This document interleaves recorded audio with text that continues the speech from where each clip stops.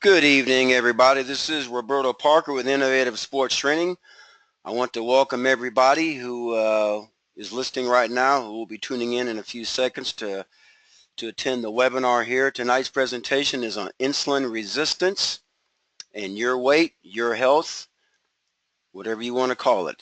You're going to learn a lot of good information tonight. So let's talk about a few administrative responsibilities here first. Now, this is a slide presentation with a lot of good information, so take lots and lots and lots of notes.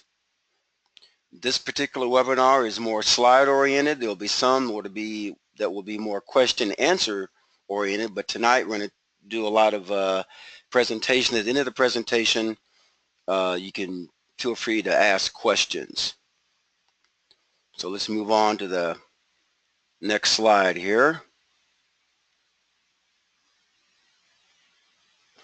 Tonight's topic is insulin resistance. Over 50% of Americans in this country are insulin resistant or pre-diabetic. Not a good thing. Now, the reason is because of the high workload of insulin, having to remove glucose, which is sugar, from the blood, which makes you more susceptible to insulin resistance. Insulin resistance also will lead to leptin resistance. Now, a lot of people have never heard of this. Leptin resistance, I'll talk about that here in a few minutes, which is a satiety hormone. A satiety hormone is a hormone that pretty much satisfies your appetite so you don't eat anymore. That directly communicates with the hypothalamus in your brain in controlling your appetite. Insulin resistance can lead to elevated triglycerides in the blood. Triglycerides are the amount of fat within your blood. So the lower your triglycerides, the better. Now, you have to have some triglycerides, but you want to keep them at a very, very, very manageable low level. In fact, most Americans typically have too high of triglyceride levels, which is a direct result of insulin resistance or too much sugar.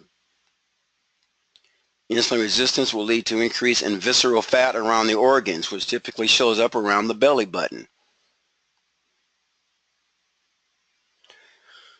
Now, insulin's main function. Now, thousands of years ago, I'd say probably all over 10,000 years ago, most human beings lived off the land. And most of you guys that know me, I've talked about this many, many times, how primitive people lived, how our primal ancestors lived. Well, we pretty much have the same type of DNA and body structure today. And that's really how we're supposed to live. I know we don't, culturally speaking, but we've done some things to our bodies that have kind of caused some adverse reactions. But pretty much the way human beings lived, we mainly ate plant food and animal food, wild plant food, wild animal foods. And we stored blood sugar and that kind of thing as mainly in a emergency type of situational storage. It was more evolutionary in case of famine, in case we starved to death, because we were hunters and gatherers. So that really is the main purpose, is to store away in case of famine, in case of an emergency. However, as time progressed, we became more agricultural. We started to consume more high complex starchy carbohydrate type of foods, more breads, more flours, more starches. So therefore, blood sugar levels started to go up, but insulin became more of a factor in our daily lives. Now, the purpose of insulin, as we know it today, is to remove blood glucose to the liver to be converted to glycogen to feed the tissues of the system. Now, the problem with this, sometimes, I'll get into that in a second, but growth hormones, which I'm sure most of you have heard of, have to work in concert with healthy insulin sensitivity. If you're not insulin sensitive, growth hormones will not do their job. Growth hormones is what gives you the muscle tone. Growth hormones is what keep your body fat low. Growth hormones is called the hormone of youth. Now, insulin resistance. Now, You hear this a lot today, but I don't know if people really understand what insulin resistance is all about.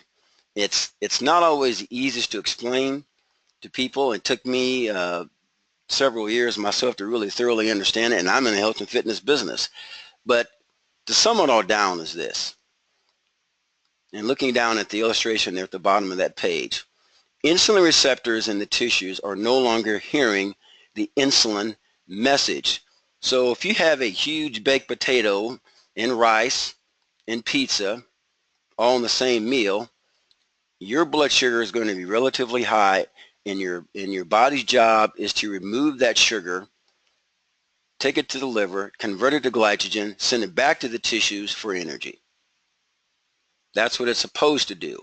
Now, unfortunately, when you consume high amounts of starchy products and foods, what happens is that you start to basically wear out the pancreas, which makes insulin, and those insulin receptor sites, as you can see here at the bottom of the page, I'm using my cursor here,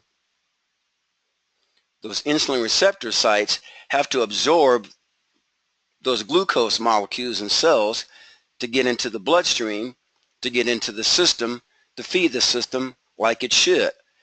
Insulin resistance is where those receptor sites, you can see here, healthy insulin receptor sites are in blue. At the bottom here, those insulin receptor sites are in brown. That means they're starting to wear out. They're not hearing the message. So sugar remains in the blood. Therefore, you get elevated blood sugar, which also can lead to some other metabolic disorders because the insulin receptor sites are becoming worn out. Insulin resistance is the root of most chronic diseases.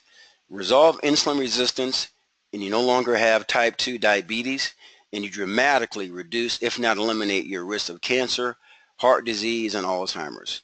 Dr. Joe Mercola, medical doctor. Okay, now, leptin.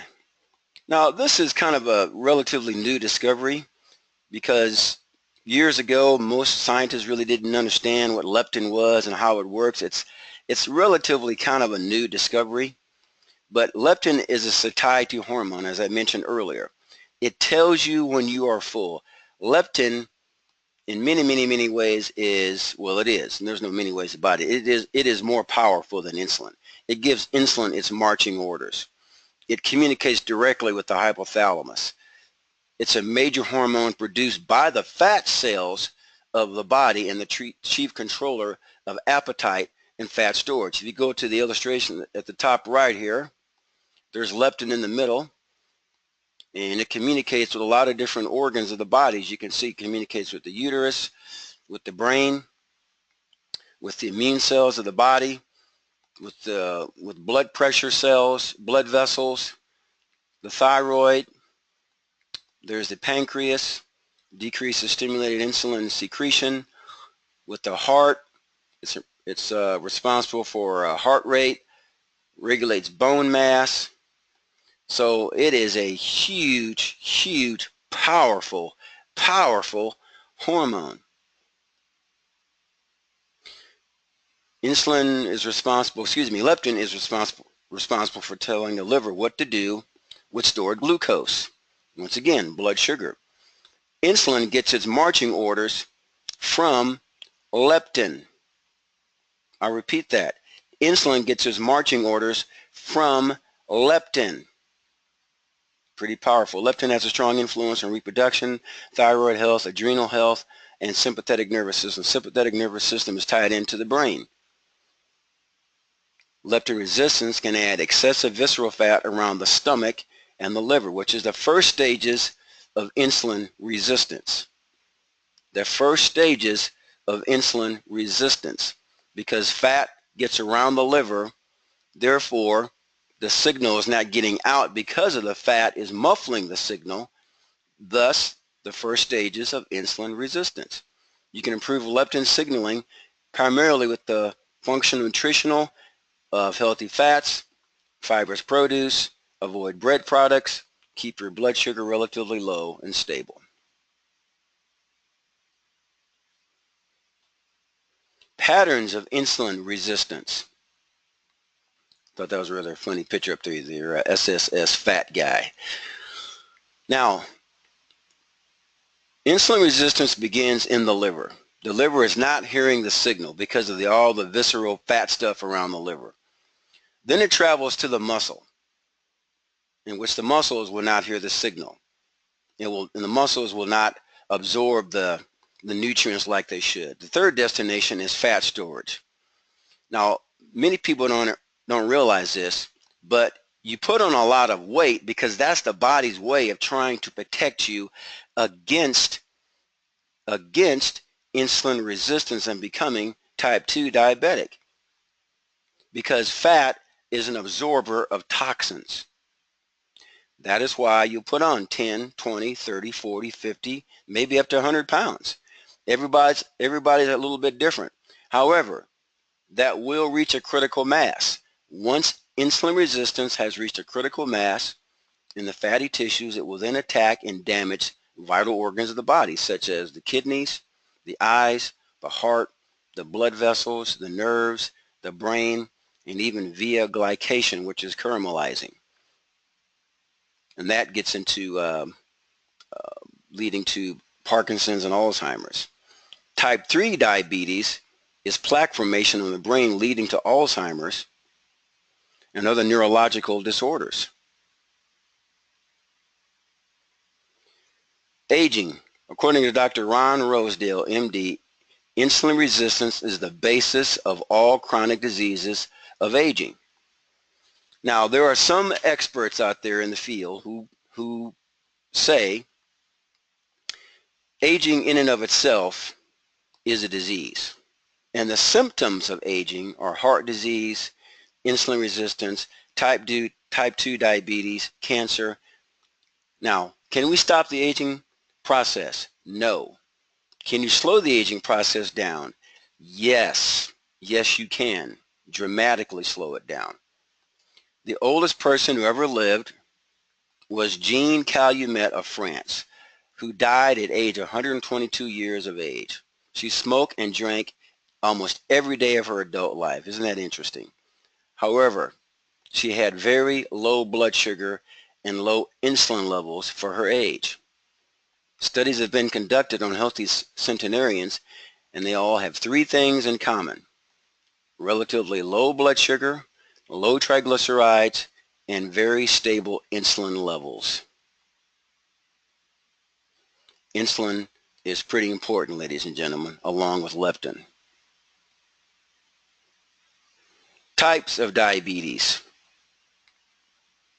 Type 1, insulin-dependent form of diabetes caused by autoimmune disorder and destruction of the pancreas. Insulin injections are needed. Type 1 diabetes is not curable. You can manage it, but it is not curable. Type 2, which is elevated glucose, sugar, with insulin resistance. Blood sugar is 126 or higher. Your A1C is 6.5. Your A1C is a 3-month snapshot of what your blood sugar is doing. Type 3 diabetes, and many of you have probably never heard of that, and it's somewhat of a controversial type 3 because there are experts who don't really agree that there is a type 3, but there are some people in the field who believe that there is a type 3 diabetes, which, going back to that term glycation, which is sugar caramelizing nerve endings, blood vessels, which leads up to plaque buildup, which leads to Alzheimer's.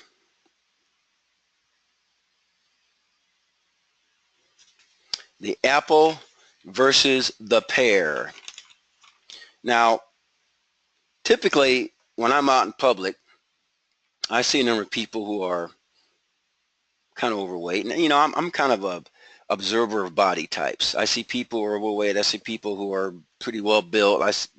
From a muscular standpoint, I see people who are kind of in between. Typically, I can tell when a person is insulin resistant. They have the appearance of an apple with arms and legs. The apple is an indicator of potential insulin resistance, heart disease, elevated triglycerides, and a host of other metabolic disorders. Now, the opposite of that is the pair, where you carry a lot of your weight down in your hips. Your waistline might be relatively small, but you have a lot of weight in your hips. The pair is less prone to insulin resistance. However, excess lower body may be an indicator of estrogen growth hormone imbalance, which is still not good. Everybody's a little bit different. Biochemical individuality is a huge factor in that each individual is unique and how their organs, muscles, bones, joints, and hormones communicate with the brain. Let's talk about exercise. In my opinion, most Americans don't exercise correctly. They do not. I think it has gotten better, but most Americans don't exercise correctly. Too many people who get into their 40s, maybe even into their 30s and their 50s, they're so concerned about losing weight that they lose track of their health. You can lose weight, ladies and gentlemen, and still have, you can lose weight and compromise your health, is what I'm trying to say here. You don't want to do that. You want to place more of an emphasis on gaining lean muscle. I didn't say bulky bodybuilder type muscle, gaining lean muscle as opposed to losing weight. Now, it just so happens that if you are excessively overweight, if you start to gain lean muscle, chances are you will lose body fat. So train for health and looks will follow. You can train for looks and still compromise your health. So place more of an emphasis on on gaining lean muscle as opposed to trying just to lose weight, lose weight, lose weight. Increasing cardiopulmonary capacity will proliferate the mitochondria. Now, I'm not going to go into this a lot here. Mitochondria are the powerhouse of the cells. It has been discovered in studies that exercise via strength training, via cardiopulmonary training, endurance training will increase the mitochondria of the cell. You can proliferate that by a thing called the term biogenesis. In fact, you can go to this website here to learn more about it. But studies have shown that individuals with high amounts of mitochondria have less susceptibility to diseases, i.e. cancer, diabetes, illnesses, even getting common colds. They have much less susceptibility to diseases and illnesses. Now, I want to talk about cardiopulmonary capacity here for a second. That does not mean to go out and run 8 miles. Now, for those of you that know me, I'm not a real big person on running distance. I will say this, that a person who runs a lot of distance, they are an athlete. I've trained distance runners in my training business. I've trained a lot of track athletes who are more distance oriented, and they're good athletes. But we are not really meant to run long distances like that. Running long distances can promote oxidative stress. Now, I am in favor of cardiopulmonary capacity, increasing that, and you do that via circuit training, nonstop movement, very minimal rest between stations. You can do that. Circuit training with a combination of strength training and endurance training will promote insulin sensitivity. And getting back to the mitochondria, those with elevated levels of mitochondria also have greater insulin sensitivity, which is what you want. Here are some sample workouts, and you could tweak these a lot of different ways here, guys. I just put together about 3 of them that are real basic and easy to explain. Program A, sprint 30 to 60 seconds, walk for 30 to 60 seconds. Program B, sprint 30 to 60 seconds, superset some sort of a strength exercise for 30 to 60 seconds, non-stop. Now, I didn't put how many sets and how much rest period in there because it depends on the person and where they are in their training. because everybody's a little bit different. If you're a novice to working out, you might make it through about 1, 2, or maybe 3 of those. If you're a real kick butt, in shape type of person, you might be able to do about 10 sets of those. Program C, circuit training with a combination of boxing, strength training, jogging, sprinting, jumping rope, 60-second stations with minimal rest in between stations. Now, if you come to my facility, this is what we focus on a lot, is program C. We do a lot of circuit training with boxing, with sprint training, with jumping, with crawling, striking, twisting, bending, lunging, pulling. I call that the Primal 10. Now you can look that up. I did a video blog on that about 2 months ago, and the website is down there at the bottom. It's on YouTube. Check it out. It's a very good video blog. There are 10 basic primal movements, I call them. They're all what I consider more ground-based, compound, multi-joint type of movements. Those are the types of exercises that you want to emphasize when you're training. I'm not a big proponent of machine training, isolate biceps, isolate triceps, isolate chest.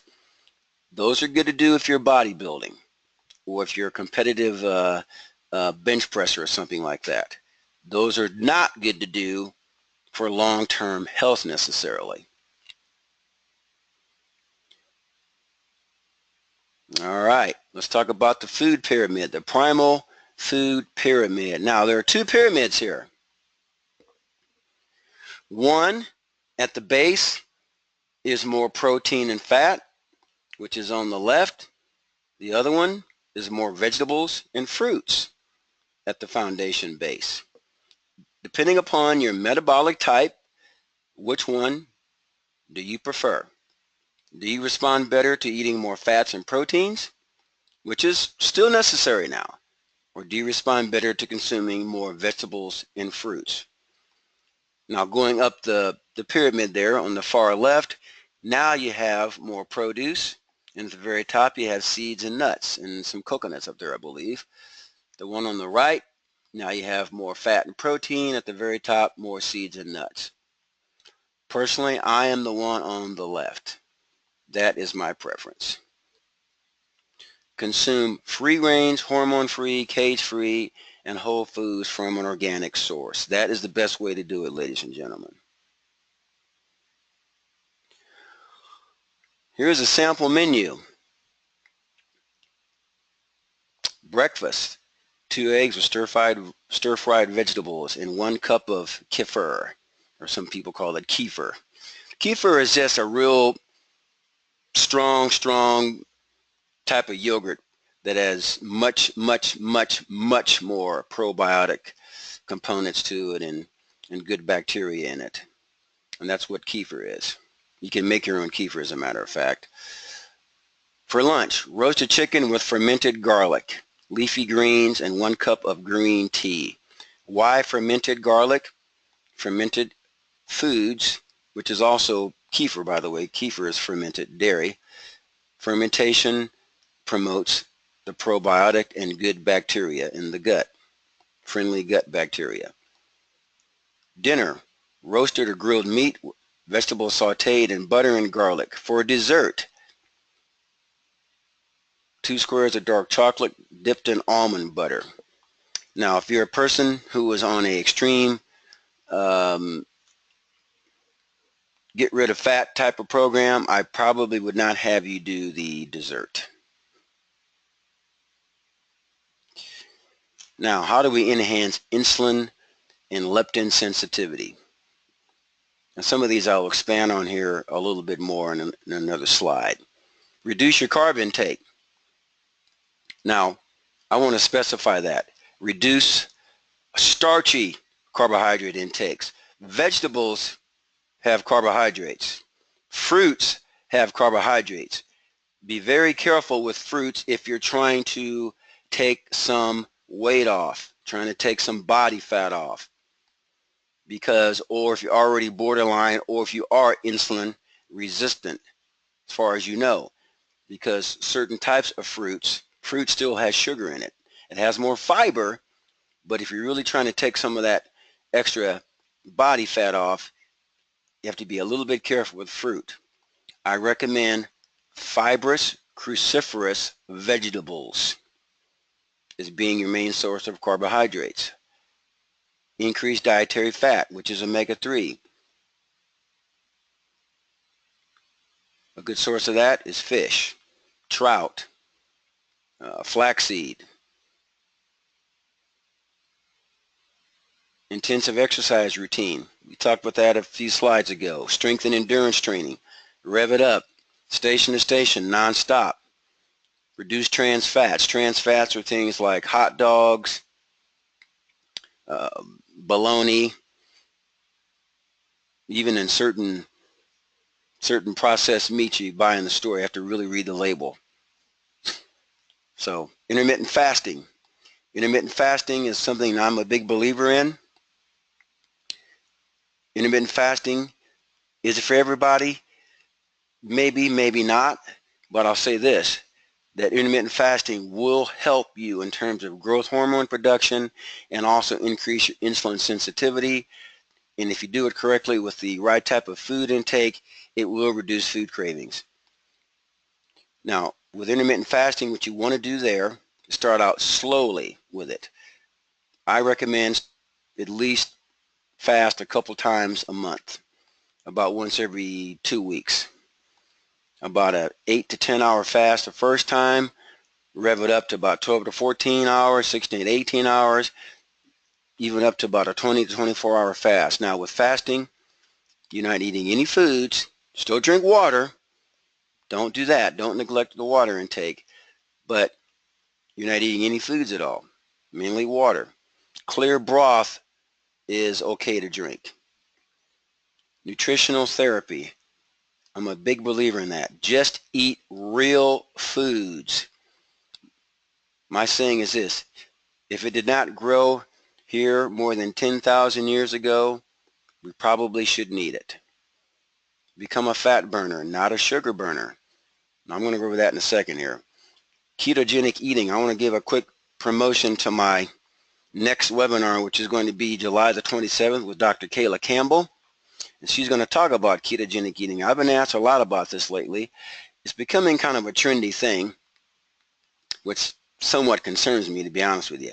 Ketogenic eating is a good program. It's not the easiest to do in the world because you're really cutting back your carbs to about 10 to 20 grams a day. To give an example of that, a half of a baked potato is about 20 grams of carbs. A half of a baked potato. Or one whole large apple is about 20 to 25 grams of carbohydrates. That's how much carbs you're consuming in one day, or limiting yourself. As I said, everybody's a little bit different, and you'd have to ease your way into that. And Dr. Campbell will go over that in about 3 weeks in more detail. All right, fat burning. Become a fat burning machine. Easier said than done sometimes, but it is very doable, ladies and gentlemen. Becoming a fat burner is difficult for most Americans because of their affinity for excessive starchy carbohydrates and trans fatty foods.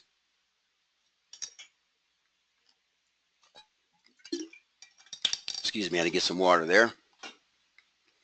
To become an efficient fat burner, one must consume high amounts of healthy fats and fibrous produce. 65 to 75% fat, protein in the diet, leaning a lot more towards fat, by the way, and about 25 to 35 fibrous whole produce, leaning more towards vegetables. Switching to healthy fats in the absence of starches will drastically lessen the load on insulin spiking, keep your blood sugar stable, and improve insulin leptin sensitivity. Consuming primarily whole grains, legumes, potatoes, rice is analogous to using twigs, branches, and paper to keep your fire going to warm your house in the wintertime. In addition, consuming high starches will destabilize blood sugar levels. Sugar burners typically are carboholics, which promotes lipogenesis. Lipogenesis is you just get fatter. To put it bluntly, you're getting fatter. Using a thick piece of dense almond wood to keep the fire going is analogous to consuming good healthy fatty foods for energy and bodily nourishment. Fat burners have considerably less food cravings and lean towards more lipolysis. Lipolysis is what you want. Lipolysis is efficiently using fat for energy. In other words, you're burning more fat. Transitioning from extreme sugar burning to becoming a fat burner is not comfortable. It is not easy due to the addictive nature of processed foods, because there's so much crap they put in foods that's addicting, folks. Sugar is an addictive product. It is more addictive, some say, than crack cocaine. And I'm not joking there either. Leptin resistance and the mental, emotional state of mind. However, it is very doable. You can do it. Now, most people would not be able to just to say, okay, tomorrow I'm going to become a fat burner. I'm just going to eat 75% fat, my diet starting tomorrow, and 25% all fibrous vegetables. That's probably not going to happen with most of you. It's got to be a gradual transition. You will notice food cravings diminishing, leptin sensitivity increasing, stubborn fat melting away, along with healthy activity and good sleeping habits. Be patient. Remember, every individual is biochemically wired differently.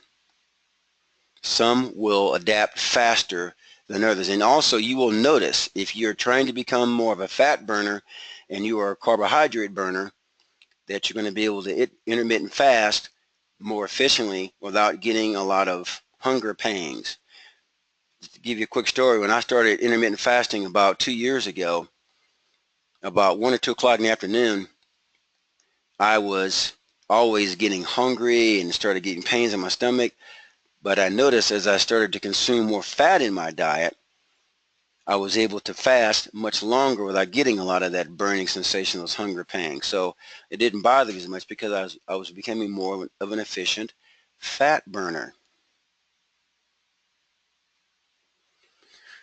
Now, if you know me and know my philosophy, this is the crux of everything that I do in my training and my consultation. I believe in functional medicine. I'm not talking about prescribing drugs. I'm not even big on supplementation for that matter, only in certain instances. Functional medicine is based on the body's ability to heal itself through lifestyle changes, nutritional therapy, and optimal supplementation. Optimal meaning only when necessary. For example, I'm going to use more of a physical biomechanical example. If you have a bad back, let's say, your back is always bothering you. Is it because of the back muscles? Is it because of the joints of the back? More than likely it's not. It's because of something that's going on around that area. My saying is look upstream. It could be because of your shoulders being out of alignment, your head being out of alignment. You're throwing the whole spinal system out of alignment, which puts more strain on the lumbar spine or the thoracic spine, which can also lead to knee issues, ankle issues, foot issues. So you always want to look upstream. Don't look at the problem or the area itself. Look around the area. Now I want to talk about food sensitivities. Food sensitivities will invoke a stress response from the adrenals, which produce excess cortisol. Cortisol is a stress hormone, which I've talked about in many of my presentations. I did a live presentation May 7th, about 2 months ago, which I talked a lot about cortisol. But cortisol is a stress hormone which we need in order to survive. But when it gets out of control, it is a booger to deal with. It can become more of a pro-inflammatory substance, unfortunately. It's a catabolic hormone, which means it suppresses communication of steroidal hormones. Steroidal hormones are things like testosterone, estrogen, progesterone, aldosterone, those types of things. So it suppresses steroidal hormones, immune system, along with elevating blood sugar, which can set the stage for insulin resistance and a host of other metabolic disorders. Now at the very bottom there you see some websites which talks about the program that I offer through Innovative Sports Training, in which you will take a blood test and we can determine what your food sensitivities are. Every single one of us have food sensitivities, including myself. All of us have food sensitivities. This is just a very comprehensive way of targeting that, which we'll go into the next, go into the next slide here.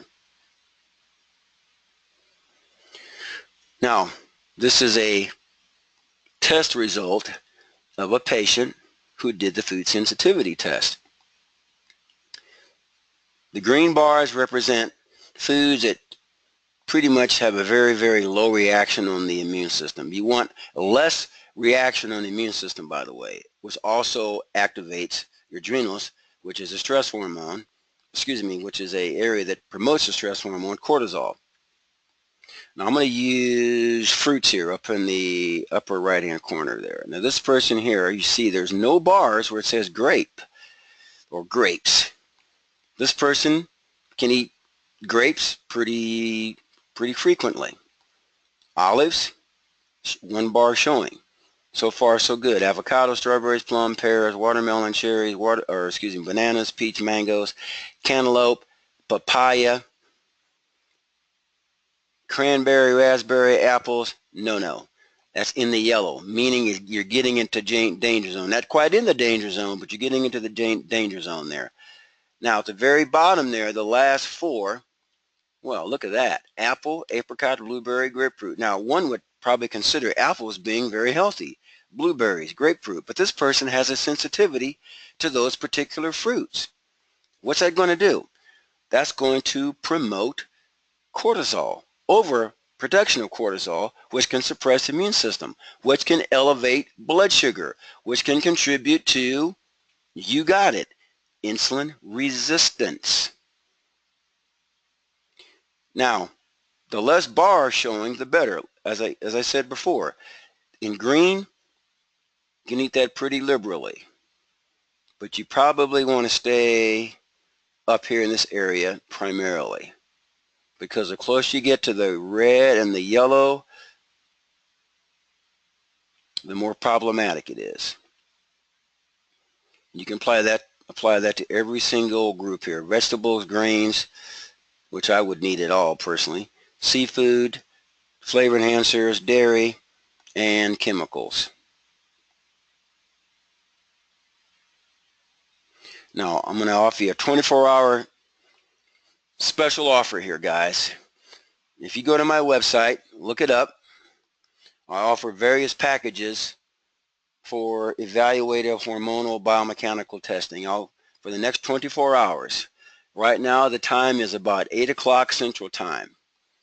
You call me after this webinar is over, or if you're not listening and you get the podcast of it, and you want to sign up for this program, I'll knock off $100.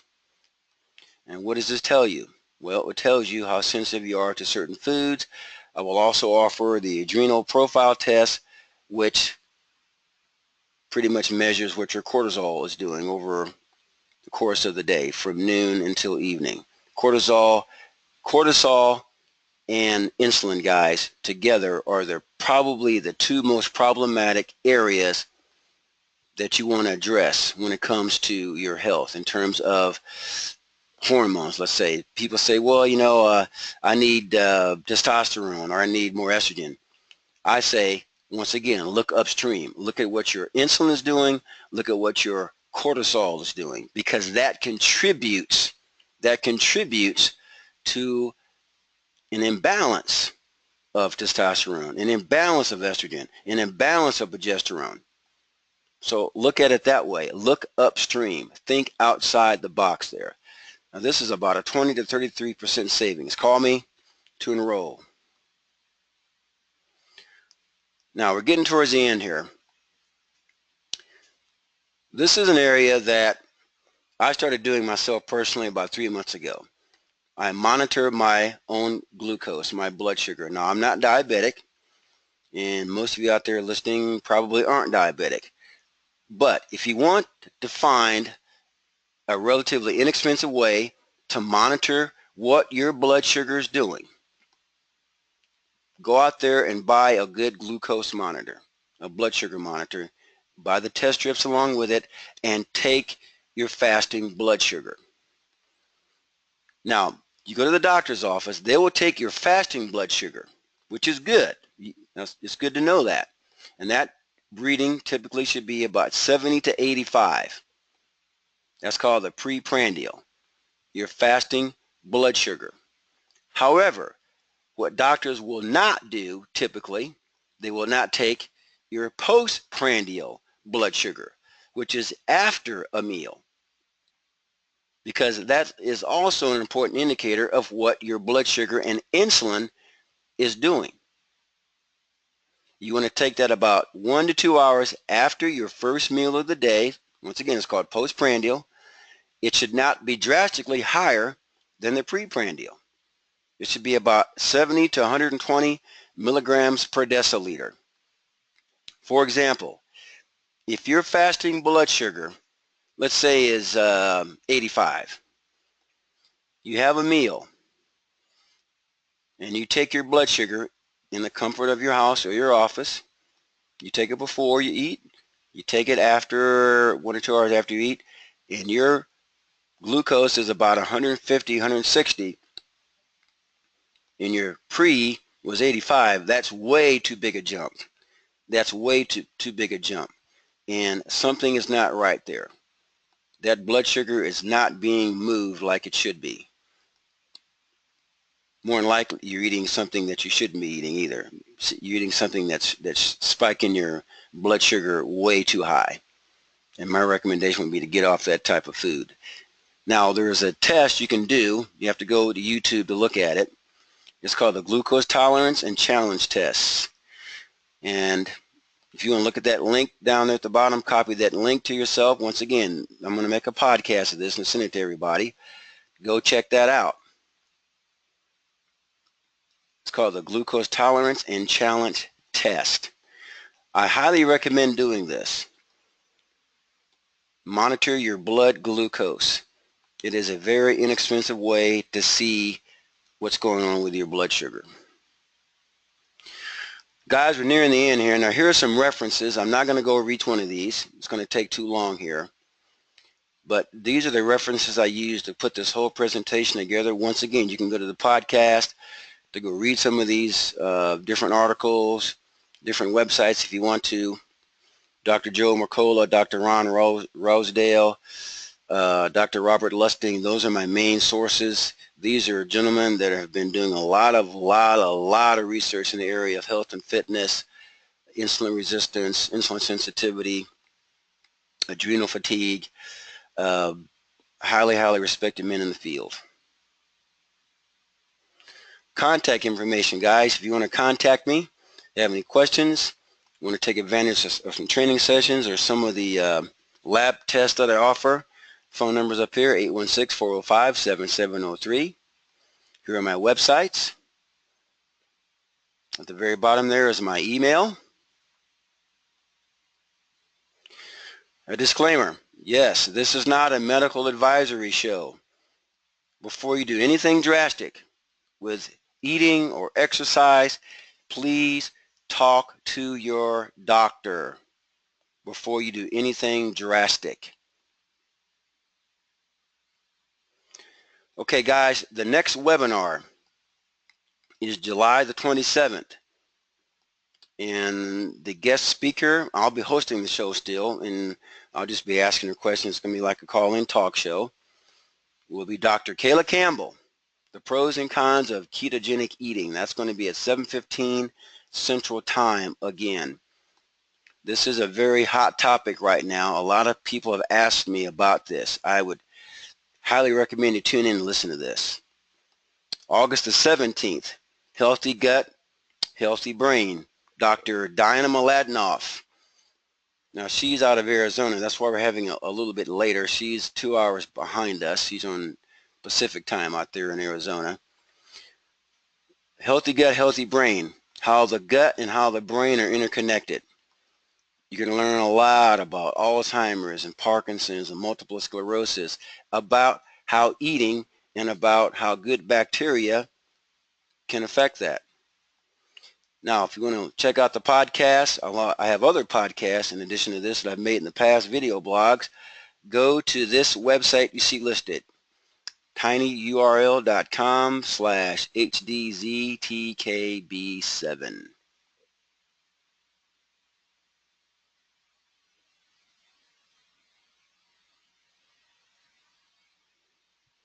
Guys, I want to thank everybody for listening and have a great day today. God bless.